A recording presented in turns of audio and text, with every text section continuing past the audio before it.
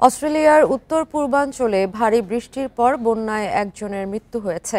Police বলছে নৌকায় যাতায়াতের সময় এক নারী মারা গেছেন। এ সময় নৌকাটি থেকে 5 জনকে জীবিত উদ্ধার করা হয়। এদিকে নদীর পানি বেড়ে যাওয়ায় উত্তর কুইন্সল্যান্ডের বাসিন্দাদের বন্যাপ্রবণ এলাকা থেকে সরে যাওয়ার নির্দেশ দেওয়া হয়েছে। সেই সাথে কুমির নিয়ে সতর্কবার্তা দিয়েছে কর্তৃপক্ষ। রাজ্যের কিছু অংশে গত 24 ঘন্টায় 300 মিলিমিটার বৃষ্টি হয়েছে। বন্যার কারণে বন্ধ হয়ে গেছে স্থানীয় বিমানবন্দর। এছাড়া এই এলাকার 100টি স্কুল শিক্ষার্থীদের জন্য অনিরাপদ বলে ঘোষণা করেছে রাজ্য কর্তৃপক্ষ। ভারী বৃষ্টি আরও কয়েকদিন অব্যাহত থাকবে বলে পূর্বাভাস রয়েছে। কিছু অঞ্চলে 450 মিলিমিটার বৃষ্টি হতে পারে।